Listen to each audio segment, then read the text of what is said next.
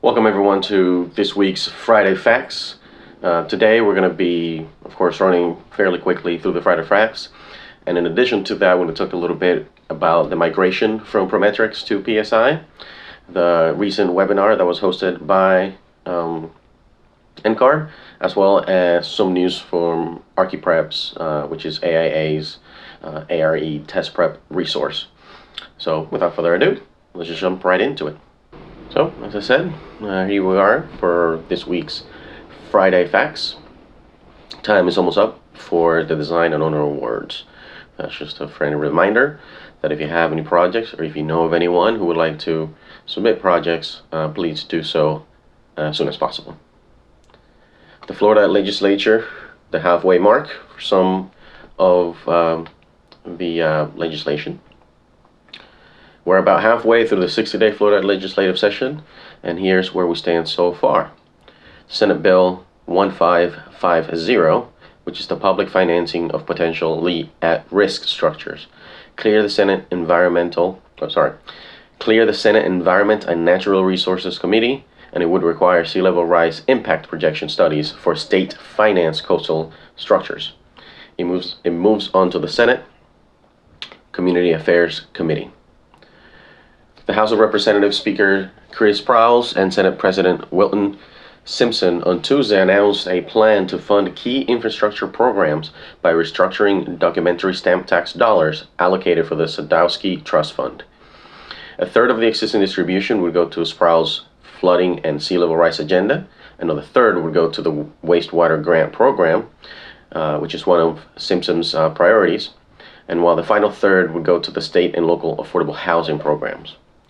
On Wednesday, the Senate Agriculture, Environment, and General Government Appropriations Subcommittee outlined a plan to spend $6.1 billion on issues including Everglades restoration and sea level rise.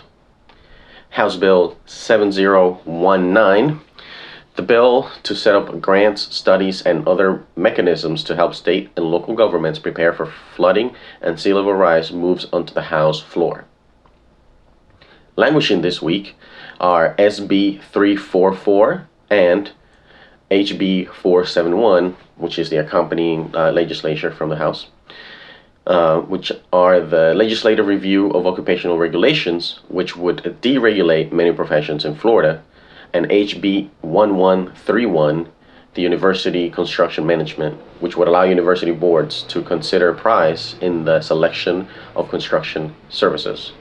So, those are some nice victories there for particularly SB 344 and HB 471. That is definitely a win for the profession as a whole. The Senate Deregulation Bill was amended by the Senate Governmental Oversight and Accountability Committee to remove provisions referring to sunsetting regulations. Instead, the Senate covered by the law, including architecture, will be reviewed by the legislature on a schedule. As a reminder, AIA Florida will continue to monitor these and other bills as the session continues. Convention sessions are open for registration. As a reminder to please go ahead if you're planning to go, register for some of those sessions that are happening this year. Hotel rooms are selling out fast. Register for the convention and book your room today. As a reminder, you must go to the AIA's website in order to book your room. This week, the associate directors held a planning session for where we planned out the direction that some of the associates would like to head into for the remainder of this year. The Associate Director Summit was founded in 2019 at the annual convention by past Associate Director Amy Calisti, and this year was led by Florida Associate Director at Large Jonathan Villama, yours truly, and Brianna Johnson, and included 6 associates from components around the state. NCARB postpones vendor switch. The National Council of Architectural Registration Board is moving the architect registration examination to new test administration vendor. The migration was scheduled to take place this summer, but the group recently decided to adjust the timeline to early 2022. The final launch date with the new vendor, PSI, will be announced no less than 3 months in advance of the launch. Appointments with Prometric will not be affected, and no appointments will be canceled as a result of the migration.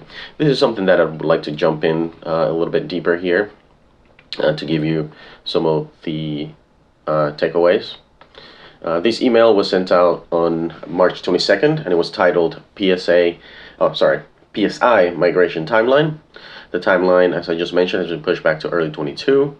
We'll receive those 3 months, as it says in here, as well as the appointments will not be affected.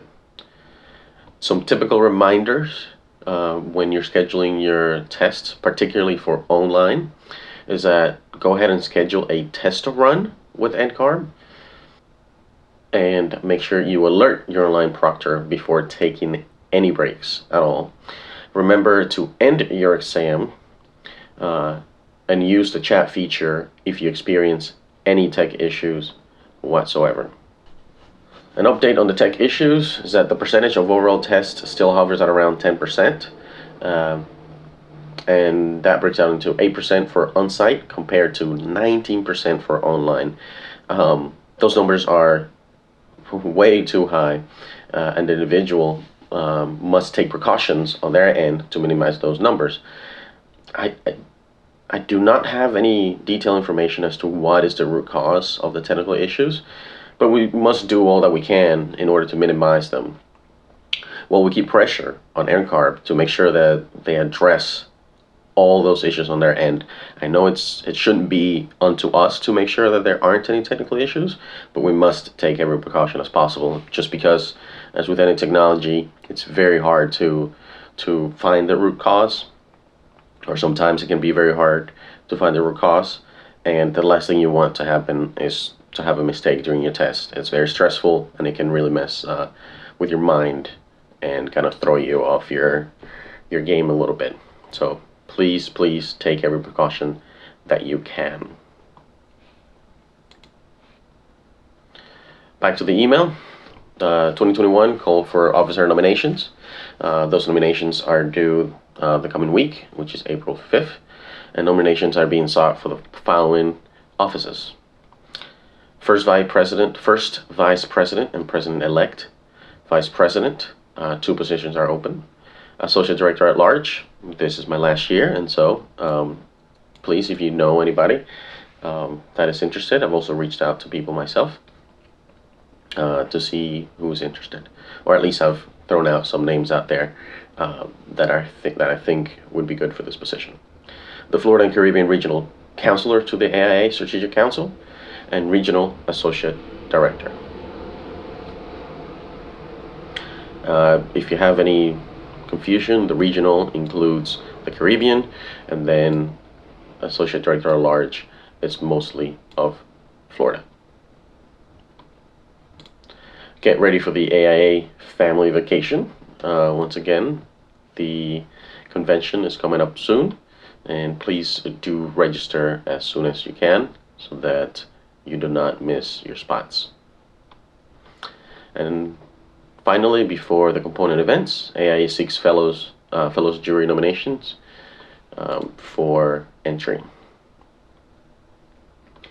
Some of the component events, Fort Lauderdale hasn't had anything up here yet. We have 3 coming up next month the next few weeks from Gainesville. Gulf Coast, nothing has been posted. Jacksonville, we have 1 event. Miami, we have 3. Northwest, we also have 3 noted here in a few months, actually, all the way out to July. It is never too early to inform your members about upcoming events. Orlando has 2 events coming in the following week. Palm Beach has 3 within the next month. Nothing from Southwest, nothing from Space Coast. I'm sure that they have events, we just don't necessarily have them posted here.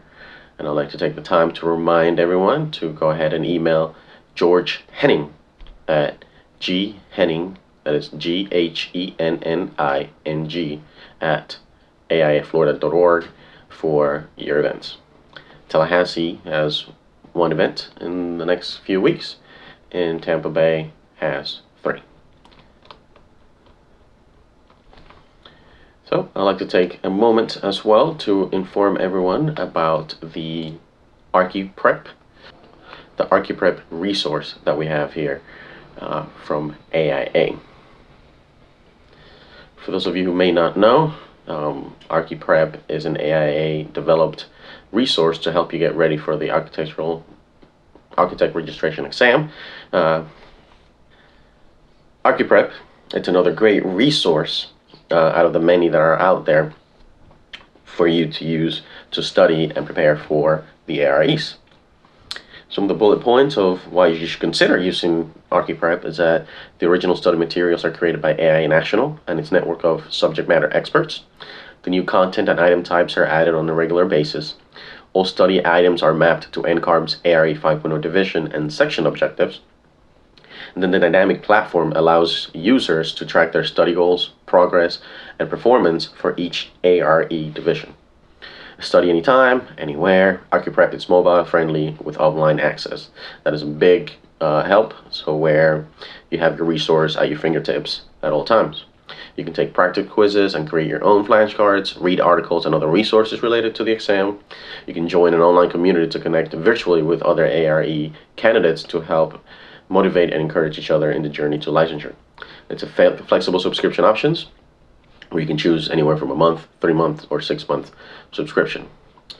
The pricing is down below. ArchiPrep is available via, like I just mentioned, a monthly subscription for associate AIA members.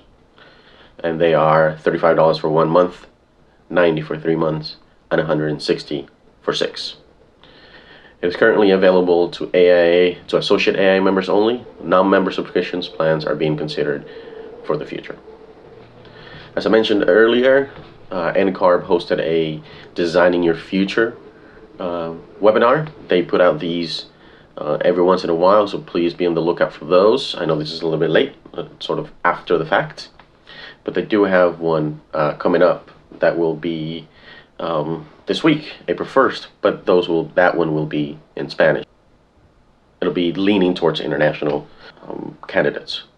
And it essentially helps you navigating through the AXP and ARE resources, kind of gives an overview of the available tools and resources and alternate paths to licensure and NCARB's role, and explain what NCARB is and what it does and what it's supposed to do and or not do.